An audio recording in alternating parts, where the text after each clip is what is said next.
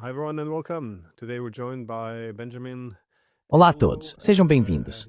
Hoje estamos recebendo Benjamin Abelow, historiador, analista de política externa e autor de um excelente livro intitulado Como o Ocidente Trouxe a Guerra para a Ucrânia.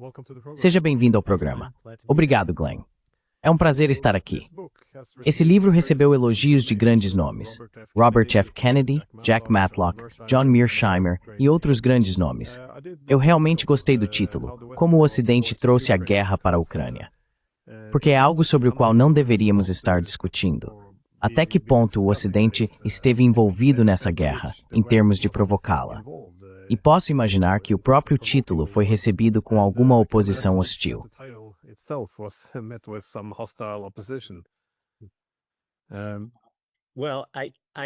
Bem, eu definitivamente tive isso em mente quando escolhi esse título, e passei muito tempo pensando sobre isso. Minha teoria ao escrever às vezes é que quero que as pessoas consigam entender a tese e se sintam provocadas por ela. Não importa o quanto leiam do livro. Então escolhi um título que achei que de alguma forma realmente apresentaria o argumento que estou tentando defender. E então, de fato, acrescentei uma visão geral logo no início, que é quase como um resumo de um artigo acadêmico, mas escrito para o público em geral. O pensamento é, bem, talvez alguém vá olhar só o comecinho do livro e não continue. Deixe-me, de certa forma, lançar o desafio e provocá-los de um jeito que eu achei que poderia incentivá-los a continuar lendo.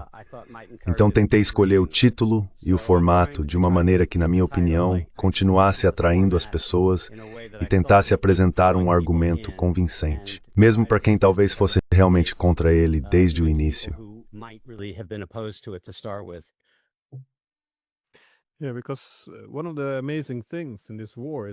Porque uma das coisas impressionantes nesta guerra é que agora temos uma conformidade completa e total na mídia e no establishment político de que esta guerra foi não provocada. E, novamente, esse consenso não foi realmente formado com base em um debate aberto onde chegamos a um acordo. Ao contrário, vemos que qualquer referência, por exemplo, à OTAN provocando esta guerra, é recebida com ataques muito ferozes. Ou seja, a pessoa seria chamada de putinista, acusada de apoiar a invasão ou de odiar a Ucrânia. Então, mais uma vez, a premissa precisa ser aceita para que se seja aceito na sociedade educada, que é a premissa de que esta guerra foi não provocada. Portanto, discutir a contribuição do Ocidente, como trouxemos esta guerra para a Ucrânia, acho que é uma parte muito importante para romper com parte dessa narrativa, que é bastante perigosa. Mas, sobre esse tema, por que a narrativa era importante para a OTAN? A narrativa de que esta guerra foi não provocada e de que a OTAN é uma terceira parte não envolvida de nenhuma forma. Por que essa narrativa era tão importante para a OTAN promover em relação à guerra?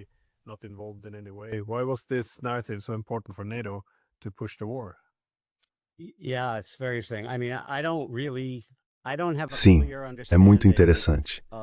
Quero dizer, eu realmente não tenho uma compreensão clara de por que essa visão foi adotada. Claro, muitas pessoas apresentaram ideias de que isso foi uma tentativa deliberada de provocar uma guerra. Alguns argumentaram de uma forma um pouco mais branda que isso foi uma tentativa defensiva, mas que acabou tendo o efeito não intencional de provocar uma guerra. Então eu não tento tomar uma posição sobre essa questão específica no livro. Quero dizer, está claro que a expansão da OTAN, quaisquer que fossem as intenções, foi, na minha visão, a principal provocação. Mas houve outras. Houve a militarização da Ucrânia, fora do quadro da OTAN. Houve, claro, o conflito interno na Ucrânia com a extrema-direita e o apoio da extrema-direita pelos Estados Unidos.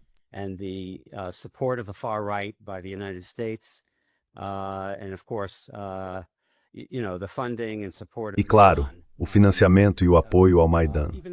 Mesmo com o Maidan, porém, tentei manter uma visão um pouco mais cautelosa, tanto porque eu mesmo não tenho 100% de certeza, quanto porque queria evitar adotar uma posição muito extrema. Certamente parte do trabalho que Ivan Khachanovsky realizou e que ele cita, levanta a questão de se o Ocidente pode ter, de alguma forma, incitado o massacre do Maidan. Por exemplo, um indivíduo ocidental não identificado se comunicando com alguns dos principais membros da extrema-direita e basicamente dizendo: seria necessário a morte de 100 pessoas para realmente nos engajarmos nisso. E então, claro, Foi mais ou menos isso que aconteceu.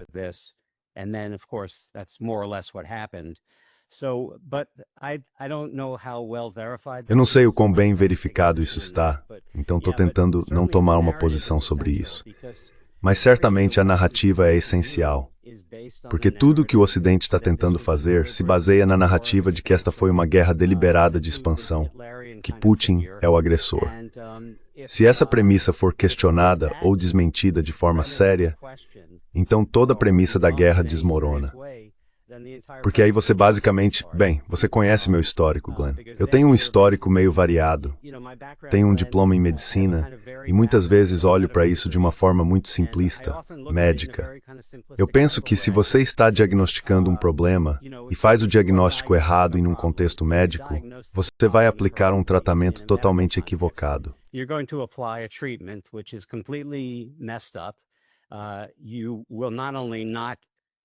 Você não só não vai ajudar a situação, a menos que tenha uma sorte extrema e acabe acertando de alguma forma, mas é muito provável que piore muito a situação e pode até matar o paciente. Então eu não entrei nesse tipo de estrutura no livro, mas muitas vezes para mim mesmo penso nisso como um diagnóstico totalmente equivocado, com todas as terríveis consequências que decorrem disso. E sabe, só para voltar à forma como estruturei o livro, chamei a introdução de como a narrativa impulsiona a guerra. Tentei deixar esse ponto claro logo no início, que essa guerra é sobre a narrativa, que se Putin realmente fosse um personagem do tipo Hitler, então talvez a guerra fizesse algum sentido. Mas será que ele é? E então basicamente argumento apresentando outras causas da guerra, que considero serem, de fato, as verdadeiras causas. I think are actually the real causes. No, I think this diagnosis approach. Acho que essa abordagem diagnóstica é boa, porque frequentemente faço o mesmo argumento. Se você acredita que Putin é o novo Hitler, que a Rússia está determinada não apenas a conquistar a Ucrânia, mas toda a Europa, restaurando a União Soviética, se isso realmente é não provocado e a Rússia não vai parar, então é claro, a solução seria que precisamos ser muito cuidadosos. Então realmente não podemos. Qualquer negociação, qualquer acordo, só poderia encorajá-los ainda mais. E, portanto, em vez disso, devemos enviar mais armas, mais munições e garantir que os custos em relação aos benefícios desse ataque não provocado, se sim, que a equação seja tal que essa guerra termine, essencialmente para dar uma lição à Rússia. Então, novamente, enviar o máximo de armas possível. Isso faria sentido.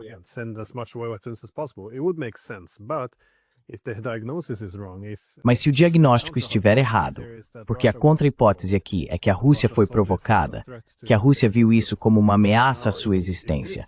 Agora, se esse diagnóstico estiver correto, então a última coisa que deveríamos fazer é enviar mais armas, porque sob nenhuma circunstância a Rússia capitularia em uma guerra pela sua existência. Portanto, qualquer arma que enviarmos só vai escalar a situação, e a Rússia vai reagir com muito mais força. Isso também confirmaria a preocupação da Rússia de que o Ocidente quer destruí-la, e a consequência seria a destruição da Ucrânia. Por isso, acertar o diagnóstico é importante antes de pensar na política. É por isso que acho seu livro muito importante. Porque se não acertarmos o diagnóstico, estaremos destruindo a Ucrânia e caminhando para uma guerra nuclear.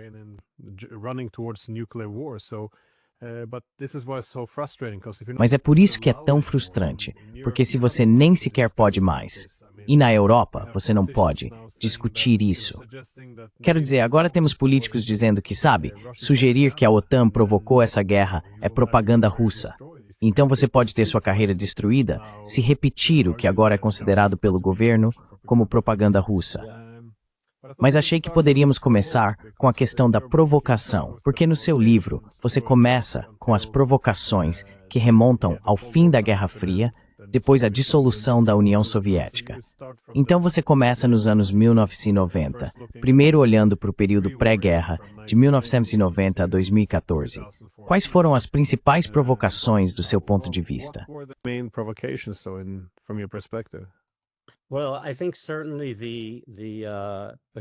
Bem, eu acho que certamente as garantias, como às vezes são chamadas, que foram dadas à Rússia ou dadas à União Soviética naquela época, sobre não expandir a OTAN, sabe? Eu pesquisei sobre isso e discuto no livro. E acho que você, claro, e a maioria dos seus convidados estão familiarizados com os documentos do Arquivo de Segurança Nacional da Universidade George Washington, os escritos de Joshua Shifrinson e outras fontes documentais que deixam muito claro que garantias foram dadas. Não se trata apenas de uma declaração isolada do Baker. Houve várias declarações do Baker, mas houve muitas outras de diversos líderes ocidentais. E sim, isso não fazia parte de nenhum acordo formal associado à retirada das forças soviéticas da Alemanha Oriental.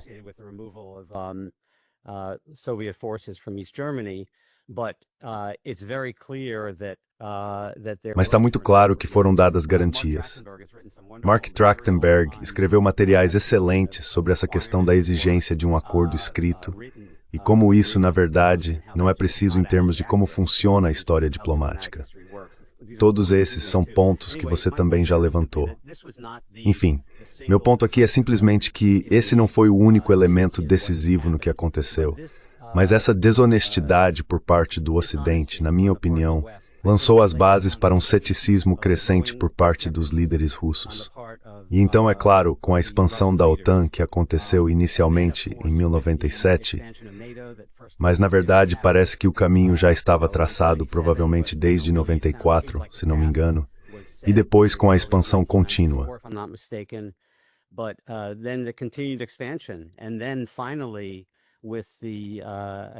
E então, finalmente, com a tentativa de George Bush de trazer a Ucrânia para a OTAN, que incluía a Ucrânia e a Geórgia, mas especialmente a Ucrânia, que sempre foi uma linha vermelha. E isso é evidente, claro, a partir deste memorando do telegrama e do e-mail confidencial subsequente de Burns em 2008, mas também de muitos outros.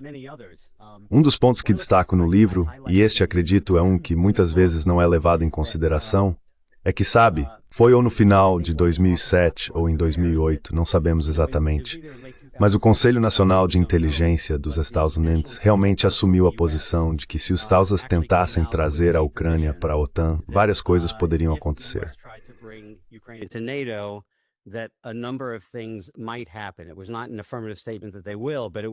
Não foi uma afirmação categórica de que eles fariam isso, mas ficou muito claro que todas essas possibilidades foram seriamente consideradas pelo Conselho Nacional de Inteligência dos Estados Unidos, e que isso incluía não apenas a tomada da Crimeia, mas a invasão real da própria Ucrânia. E para mim é muito marcante, e isso faz parte do forte argumento, acredito, que pode ser feito sobre as causas reais desta guerra, que cerca de 8 anos antes da tomada da Crimeia, ou da anexação, ou como você quiser descrever, ou da reaquisição. As pessoas têm diferentes formas de enquadrar isso, mas 8 anos antes disso e cerca de 14 ou 15 anos antes da guerra de 2022, esse órgão sênior de inteligência dos Estados Unidos, o Conselho Nacional de Inteligência, já estava alertando sobre exatamente esses desdobramentos. E eles de fato aconteceram. Nem todo mundo está familiarizado com o Conselho Nacional de Inteligência.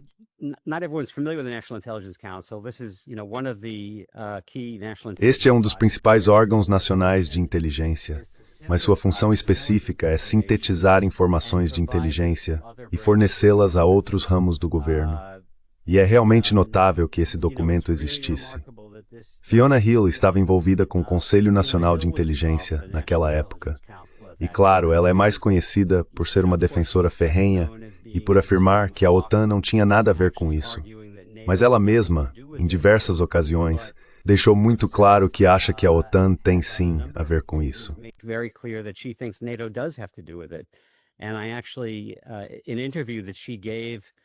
E na verdade, em uma entrevista que ela deu logo no início da guerra de 2022 para Político, ao mesmo tempo em que ela argumenta que a OTAN não tem nada a ver com isso, ela fala sobre o documento do Conselho Nacional de Inteligência, ou uma posição.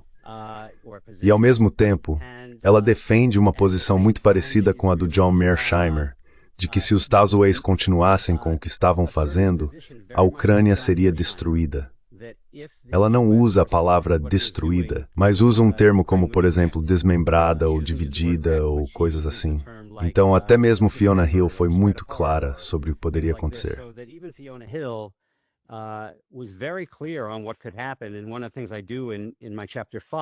E uma das coisas que faço no meu capítulo 5 é tentar comparar o que Fiona Hill realmente disse no início desta guerra com o que John Mearsheimer disse. E eu disse basicamente a mesma coisa. E a ideia de que Fiona Hill pode realmente sustentar a posição de que a OTAN não teve nada a ver com isso, eu acho bastante incrível.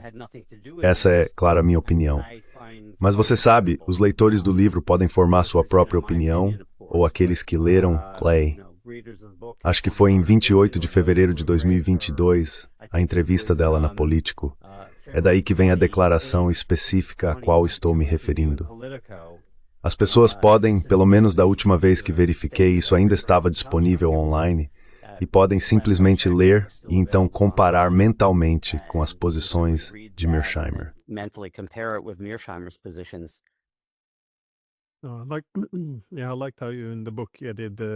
Sim, eu gostei de como você, no livro, pesou um contra o outro, porque, bem, também ao olhar apenas para Fiona Hill, é interessante ver que as avaliações que eles fazem em comparação com a narrativa que precisam seguir, você vê as mesmas pessoas quase ao mesmo tempo, mais ou menos se contradizendo. Mas muito do material vem, como você disse, dos anos 1990, e você cita pessoas como George Kennan e outros que alertaram fortemente contra isso. Mas outro período, claro, em que há muitas fontes com previsões sobre as possíveis consequências, seria 2008. Ou seja, na cúpula de Bucareste, em abril de 2008, quando foi tomada a decisão de prometer futura adesão para a Ucrânia. Que tipo de informações ou conclusões você tira desse período?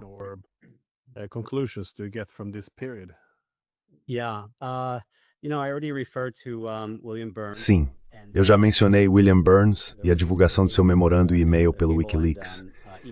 Está muito claro que algumas das pessoas mais graduadas do governo dos Estados Unidos estavam pensando e com o que estavam preocupadas naquela época.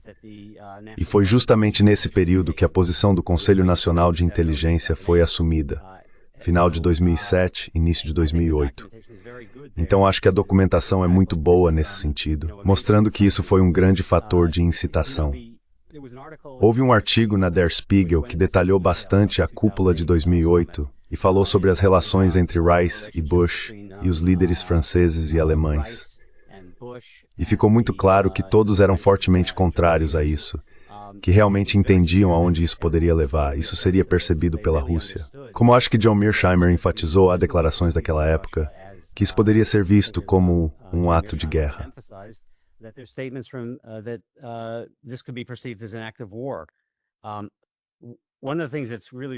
Certo. Uma das coisas que é realmente notável e que talvez nem sempre seja suficientemente enfatizada é que as pessoas às vezes falam sobre o memorando de Bucareste, que não concedeu um plano de ação para a adesão, que era o que o Bush, pelo que entendo, queria. Mas, devido à oposição dos alemães e dos franceses, nenhum plano de ação para a adesão foi concedido. Então, às vezes se argumenta, veja, não houve plano de ação para a adesão. Não havia perigo real. Isso não foi forçar demais. Mas se você pegar o memorando de Bucareste daquele ano de 2008 e simplesmente procurar por Ucrânia, está tudo contido em um parágrafo.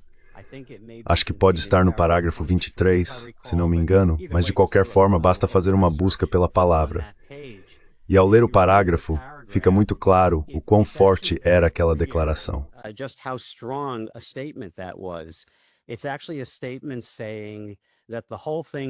Na verdade, é uma declaração dizendo que toda a questão poderia ser reavaliada em 6 meses. Acho que eles realmente deram uma data, como setembro ou dezembro de 2008, em que toda a decisão poderia ser revista em 2008.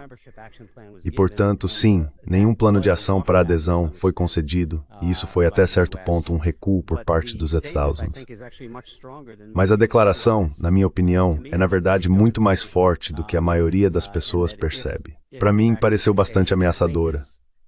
E se de fato for o caso, o que eu certamente acredito que seja, de que a Rússia se sentiu ameaçada por isso, então eu quase vejo como algo entre o que normalmente é citado, sabe, se tornará membro da OTAN, e um plano de ação para a adesão, porque enfatizava claramente um prazo, e era um prazo rápido dentro do qual parecia que um plano de ação para a adesão poderia ser concedido.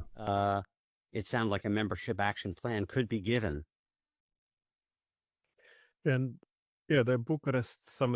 E a cúpula de Bucareste de 2008?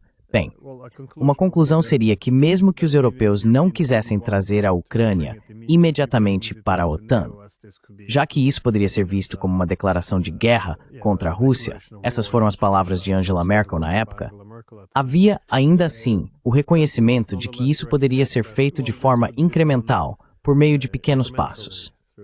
Assim, tornando a Ucrânia efetivamente um membro de fato da OTAN, gradualmente desvinculando-a da Rússia, aproximando-a cada vez mais da órbita da OTAN, até o ponto em que isso se tornasse uma mera formalidade ou não pudesse mais ser impedido.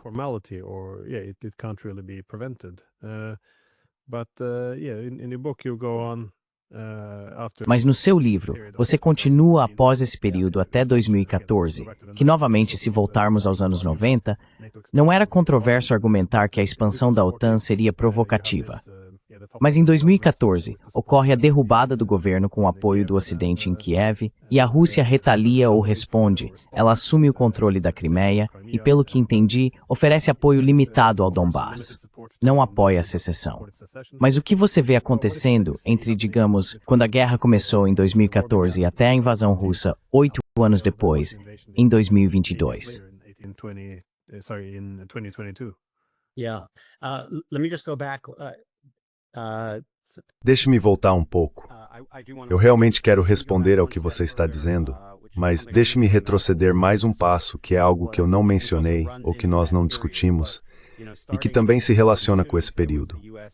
A partir de 2002, houve a revogação, ou pelo menos a retirada dos estalos de tratados de controle de armas muito importantes.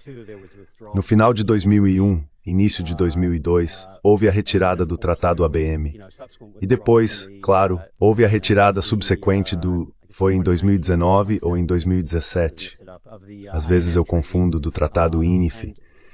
Então toda a progressão dos tratados de armas nucleares também foi muito importante, porque está muito claro que a Rússia tinha preocupações legítimas sobre um primeiro ataque.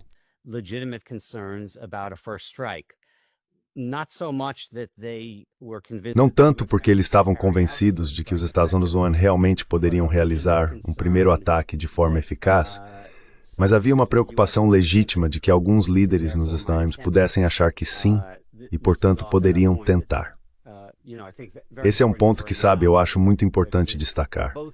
Porque ambos os lados, eu diria, realmente demonstram um certo grau de paranoia. Mas parte dessa paranoia, acho que ambos reconhecem que um ataque inicial real não é possível, mas ambos têm receios de que o outro lado possa pensar que é. Enfim, você estava perguntando especificamente sobre o período a partir de 2014.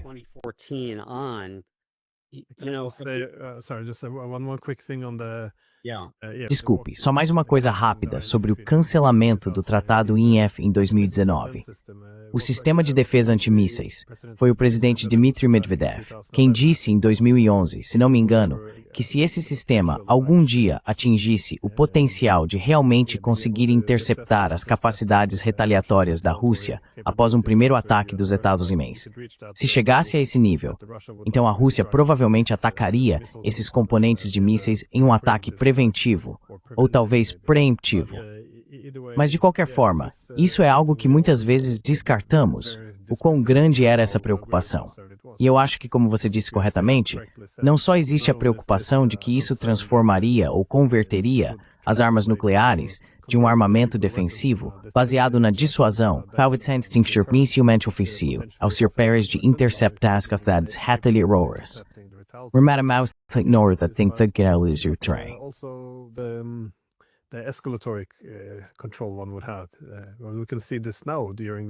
Podemos ver isso agora, durante esta guerra por procuração. A sensação de conforto em simplesmente lançar mísseis contra cidades russas.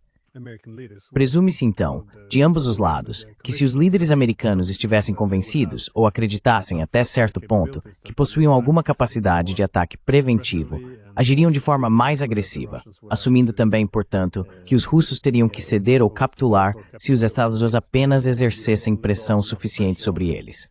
Então essa ideia de dominar a escala de escalada está muito presente e no centro das preocupações que os russos têm expressado. Enfim, desculpe, te interrompi.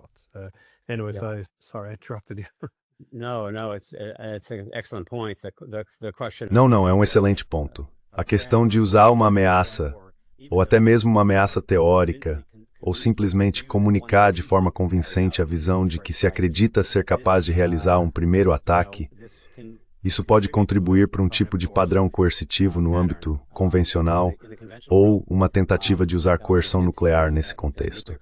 Então tudo isso é muito complicado e muito perigoso quando essas coisas estão sendo feitas. Sim, acho que olhando especificamente para o período a partir de 2014, já mencionamos o Tratado INF, que foi um tratado crucial. E claro, os Estados Unidos acusaram a Rússia de violar esse tratado, e a Rússia também acusou os Estados Unidos de violá-lo. E sem uma análise muito aprofundada, é difícil saber com 100% de certeza.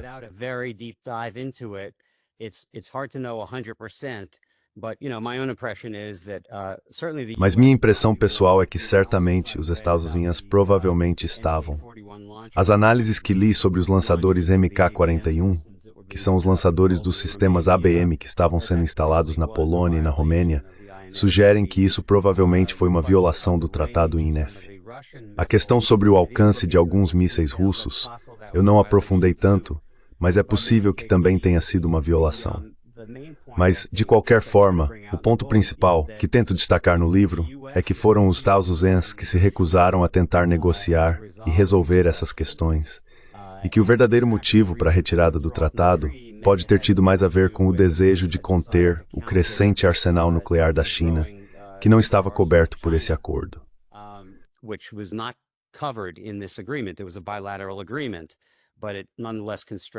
Foi um acordo bilateral, mas ainda assim restringia a capacidade dos Estados Unidos. E então, quando a Rússia tentou não apenas renegociar o tratado ou resolver o tratado, mas simplesmente propor algum tipo de acordo bilateral que não impedisse os Estados de conter a China, os Estados também recusaram. Então toda a situação nuclear parecia ser impulsionada, em grande parte, pelos Estados Unidos. Michael McFaul, como provavelmente é bem conhecido por muitas pessoas, logo após a anexação da Crimeia, basicamente fez a declaração.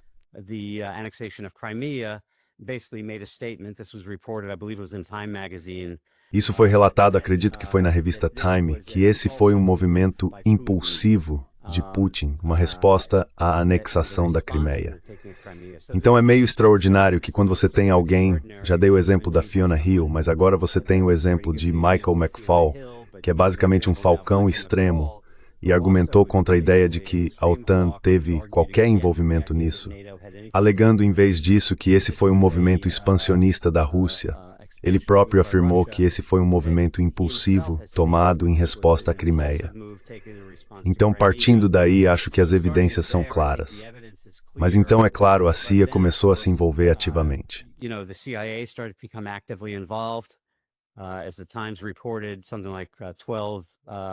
Como relatou The Times, havia cerca de 12 bases da CIA bem na fronteira com a Rússia.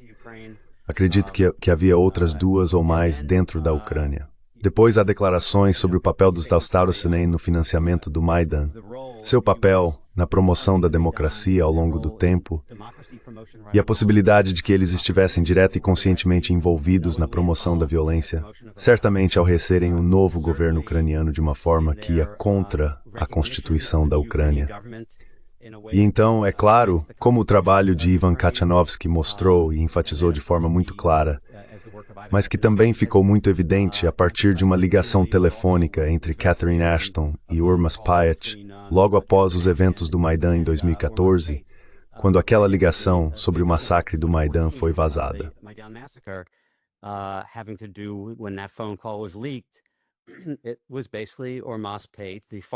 Basicamente foi Urmas Payet, o ministro das Relações Exteriores da Estônia, um regime extremamente belicista, comunicando-se com a principal autoridade de política externa da União Europeia, dizendo que ela havia ouvido da principal médica do Maidan, Olga, agora estou esquecendo o sobrenome dela, que isso poderia muito bem ter sido um ataque de falsa bandeira.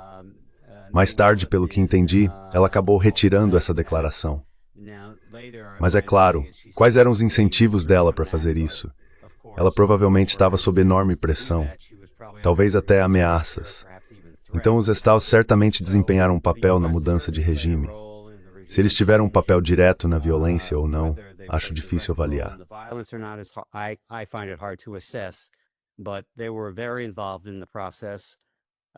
Mas eles estavam muito envolvidos no processo. E então, sabe, eu frequentemente passo a pensar em Zelensky. Como seu irmão frequentemente apontou de forma correta e muito justa, ele foi eleito em 2019 com uma plataforma de paz e basicamente disse que faria paz mesmo que isso lhe custasse o cargo. Mas então, é claro, sua vida foi ameaçada publicamente, e mais de uma vez, e ele começou a recuar dessa posição. Mas não foram apenas as ameaças da extrema-direita. Também houve o papel dos Statuês, de indivíduos como William Taylor, que estava ativo na Ucrânia naquele momento. Acredito que ele era o encarregado de negócios na embaixada dos Estados Unidos na Ucrânia naquela época.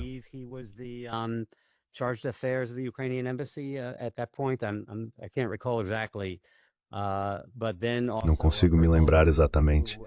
Mas também havia Kurt Volker, que tinha um papel como enviado especial, acho que ambos foram em 2019. E havia pressão vinda dos dois para não avançar com uma resolução pacífica para a crise no Donbass. Acho que vemos um afastamento gradual de Zelensky de uma plataforma de paz devido a ameaças e pressões.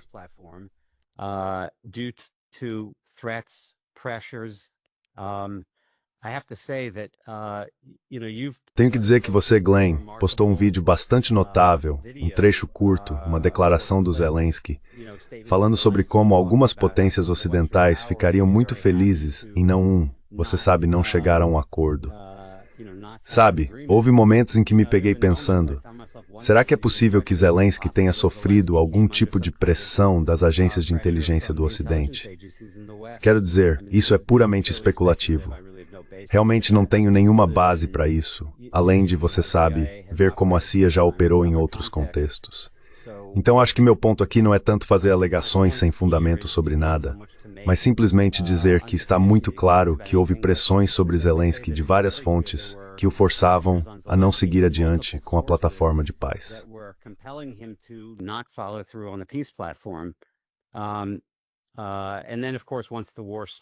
E então, claro, uma vez que a guerra começou, uma das coisas mais notáveis é que literalmente dentro de 24 horas após a invasão russa em 24 de fevereiro de 2022, a Rússia entrou em contato com o gabinete de Zelensky e basicamente apresentou a principal exigência, que era a neutralidade em relação à OTAN. Isso obviamente acabou levando às negociações que ocorreram primeiro na Bielorrússia e depois em Istambul. Para mim, é mais uma evidência convincente sobre quais eram as motivações de Putin, que literalmente em 24 horas eles entraram em contato com o gabinete do presidente ucraniano. Ainda é possível encontrar isso, pelo menos da última vez que verifiquei, no site do presidente ucraniano, que basicamente descreve isso em uma apresentação pública feita por Zelensky.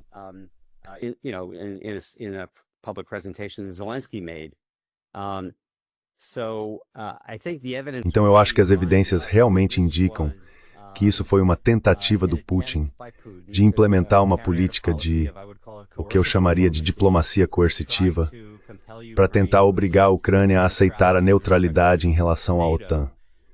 Ele não conseguiu fazer isso, em grande parte por causa de todas essas pressões vindas do Ocidente ou da extrema-direita dentro da Ucrânia. Então, sabe, para mim tudo isso aconteceu depois que escrevi o livro. Bem, não devo dizer que tudo aconteceu, mas veio à tona, ou eu me tornei mais consciente de algumas das coisas que aconteceram, depois de 2022. Quero dizer, eu queria publicar esse livro muito rapidamente, depois que a guerra começou. Na verdade, ele foi publicado primeiro como um ensaio online no Medium, um ensaio de cerca de 20 mil palavras na plataforma Medium.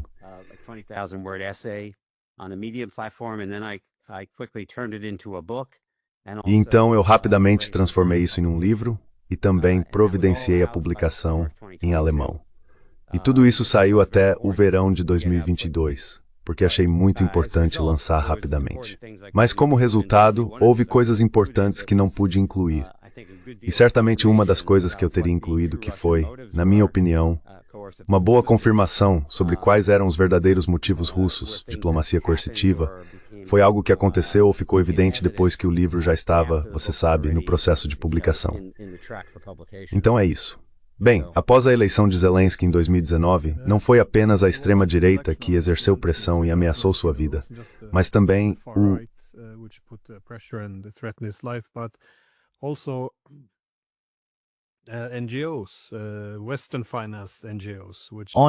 ONGs financiadas pelo Ocidente, que chegaram a publicar linhas vermelhas para Zelensky, linhas que ele não deveria cruzar.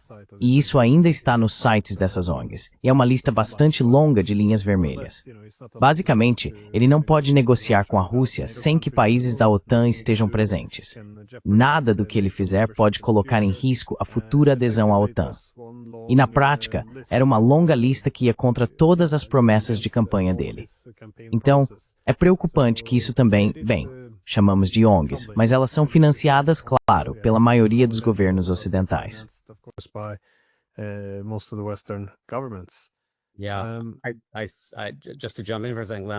Sim, só para entrar na conversa por um segundo, Glenn, eu li seu excelente artigo sobre o Ukraine Crisis Media Center, ou entre outros ONGs, e realmente me chamou a atenção que parecia que essas ONGs, organizações sem fins lucrativos, supostamente pacíficas e educacionais, seja lá o que fossem, estavam fazendo ameaças quase explícitas de derrubada do governo, o que, na minha opinião, enfatiza o quanto existe uma relação muito próxima entre algumas dessas ONGs e as políticas governamentais. Não estou dizendo que todas as ONGs são assim.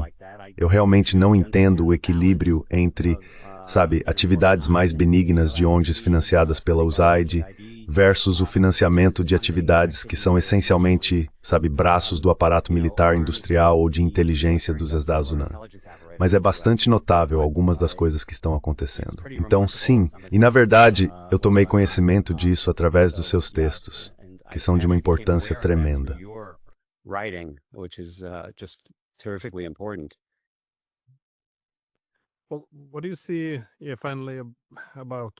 O que você vê afinal sobre a guerra?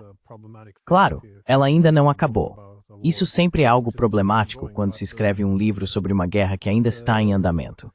Mas quais são os possíveis objetivos que você enxerga nessa guerra? É simplesmente enfraquecer a Rússia, quebrar a Rússia.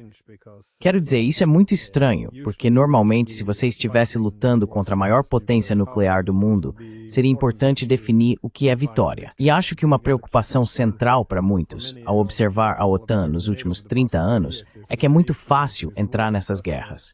Costuma haver um desvio de missão e falta de estratégias de saída. Então, novamente, muito disso falha em vincular a atividade militar a um objetivo claro e alcançável. Mas o que você acha que a OTAN busca aqui, em termos do objetivo nessa guerra?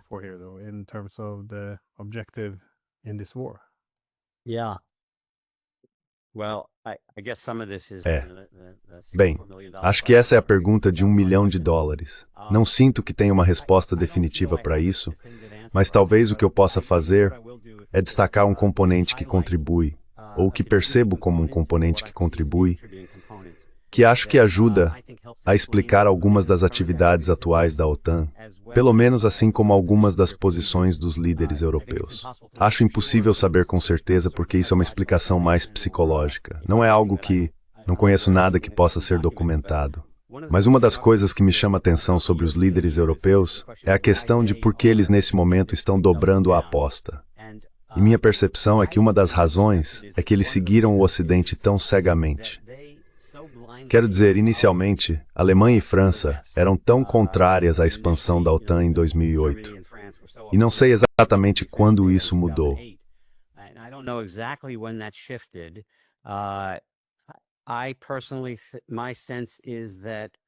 Pessoalmente, minha impressão é que tanto Merkel quanto François Hollande, quando repudiaram acho que foi especificamente a fórmula Steinmeier para o Donbass, quando basicamente disseram não, aquilo era só, um estratagema. Eu realmente não aceito isso. Não acredito nisso. Acho que eles ficaram com medo de admitir que estavam realmente comprometidos com aquilo. Menciono isso apenas para dizer que acho que até Acho que foi em 2019 que isso foi proposto. Até muito recentemente, penso que as potências europeias eram contrárias ao que os Estados Unidos estavam tentando alcançar na Ucrânia. Mas em algum momento, elas aderiram totalmente, talvez sob Biden. E acho que eles... Novamente, isso é só um palpite, talvez só uma hipótese especulativa que as pessoas podem aceitar ou descartar como quiserem.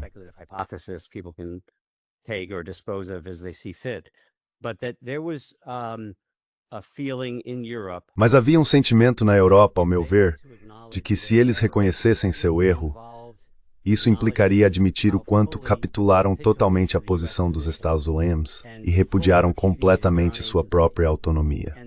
E, portanto, agora que Trump está no poder e tenta impor uma perspectiva um pouco diferente sobre a situação, os líderes europeus têm medo de reconhecer o erro. Não apenas porque não querem admitir a falha, mas porque temem revelar o quanto realmente funcionaram como vassalos dos Estados Unidos. E eles não querem isso. Eles querem continuar se vendo como atores poderosos e independentes.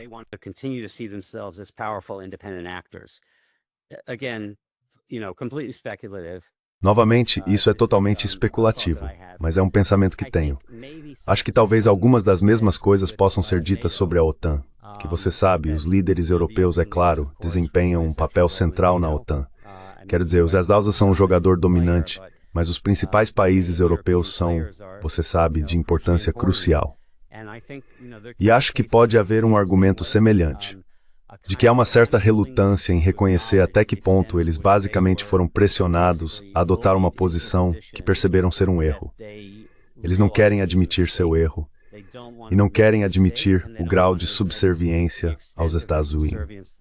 Enfim, esse é o ponto até onde pensei sobre o que de outra forma me parece uma situação incrivelmente absurda.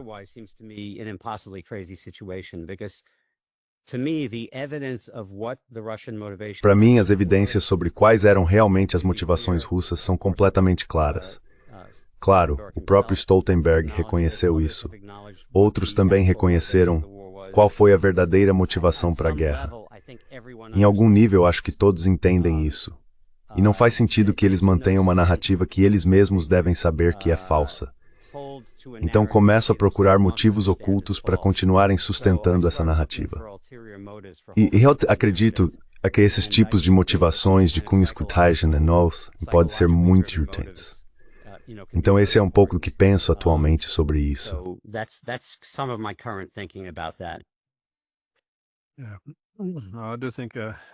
Eu realmente acho que talvez seja necessário um enfoque psicológico para entender o que está sendo feito, porque há muito autossabotagem, e geralmente a maioria das teorias políticas que usamos para compreender o comportamento dos estados parte do pressuposto de que os tomadores de decisão são racionais, em que maximizar a própria segurança estaria no centro. Mas se você olhar para a Europa hoje em dia, é algo bastante extraordinário. Não só o militarismo muito perigoso e o declínio econômico, mas também o fato de tornar os europeus meros espectadores nos assuntos internacionais. Quero dizer, da Ucrânia ao Irã, ninguém os quer presentes para negociações ou qualquer outra coisa.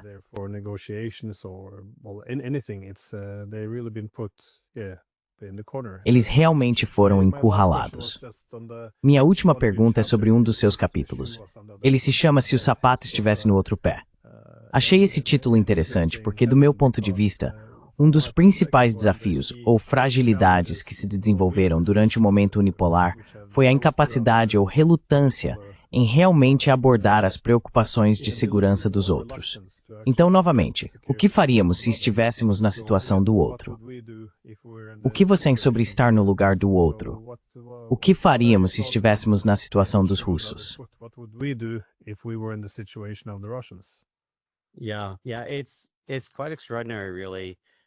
Sim, é realmente bastante extraordinário como isso é frequentemente simplesmente ignorado ou visto como irrelevante, ou até mesmo imoral, levantar essa questão.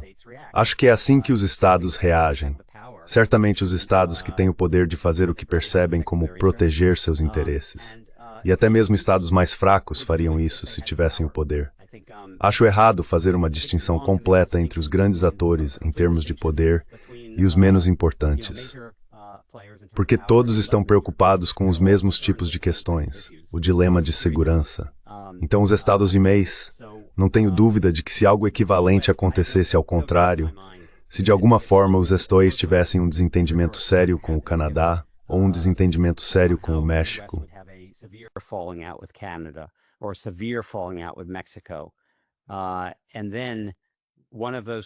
e então, se um desses países viesse a se alinhar com a China ou a Rússia, e depois fosse armado e realizasse alguns tipos de exercícios militares, sabe, acho que os Estados Unidos teriam entrado em guerra muito mais rápido do que a Rússia. E não simplesmente porque tinham mais poder, mas porque acho que seriam menos capazes de abordar as coisas de uma forma mais racional. Por mais que eu valorize os Estados Unidos em muitos aspectos, também acho que há algo acontecendo, um tipo de racionalidade profunda, em que soluções diplomáticas estão sendo deslegitimadas, e não apenas por causa da guerra na Ucrânia. É uma situação muito perigosa. A propósito disso, Glenn, algo que discuto no livro, mas que nem sempre é percebido, em 2020 e 2021, a OTAN realizou uma série de exercícios de tiro real com mísseis na Estônia, a cerca de 145 quilômetros da fronteira com a Rússia, com mísseis que tinham alcance de cerca de 210, 290 ou 305 quilômetros.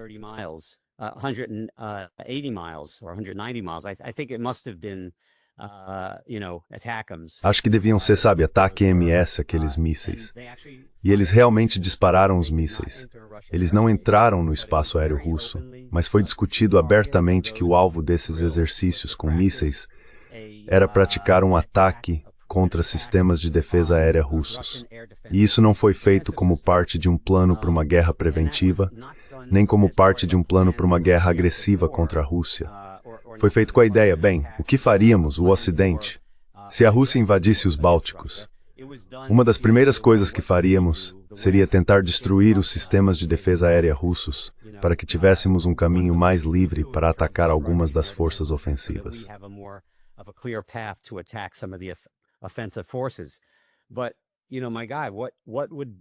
Mas sabe, Glenn, o que os Estados Unidos fariam se a Rússia começasse a lançar mísseis a 145 quilômetros da fronteira dos Estados Unidos, com a intenção declarada de destruir alvos de defesa aérea, digamos, em Minnesota? E depois dissesse, bem, na verdade não estávamos buscando criar uma ameaça ofensiva, estávamos apenas pensando nisso como parte de uma estratégia defensiva. Quero dizer, os Estados Unidos não teriam levado isso a sério, e isso teria levado à guerra. Então, acho muito importante considerar como seria se a situação fosse invertida.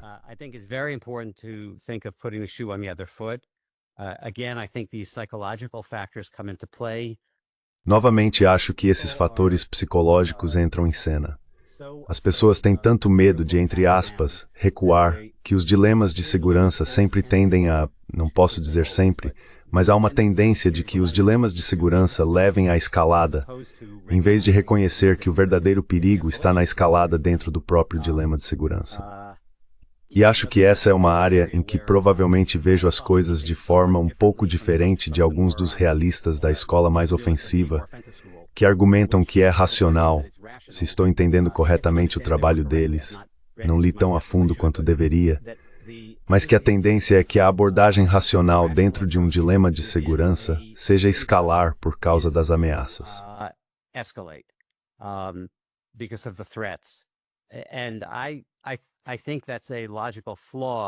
E eu acho que isso é uma falha lógica nessa escola do realismo. Acho que uma abordagem verdadeiramente racional seria dar peso igual ou maior ao risco de escalada. Mas por algum motivo, talvez por fatores psicológicos em jogo, os países frequentemente optam por escalar em vez de reconhecer o perigo. Em um nível teórico, pode ser um erro falar sobre a necessidade de dominação ou dominação regional, ou o que for. Adoramos de mentalidade her strategy dentro de todo yes. Espero que isso esteja claro. No que isso tem que estar expressado de tudo bem. I hope that's clear. I'm not sure I expressed that so well, but No, it makes sense, and well, it's just general. Não, faz sentido. E bem, é basicamente a incapacidade de ver as coisas pelo ponto de vista do outro lado, como você disse, que os Estados Unidos provavelmente reagiriam de maneira muito semelhante.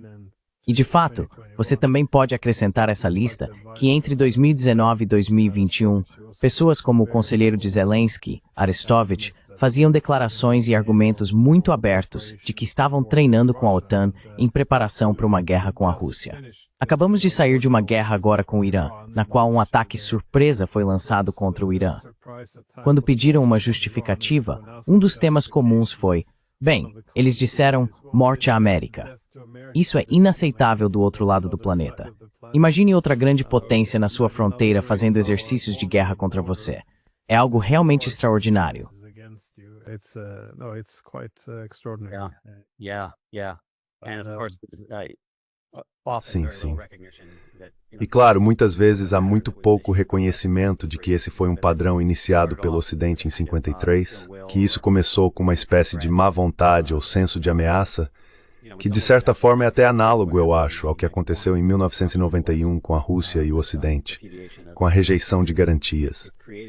Isso iniciou uma dinâmica que teve muitos outros desdobramentos, é claro, mas colocou as coisas em um caminho ruim, de aumento da desconfiança e coisas do tipo. increased suspicion, and the like.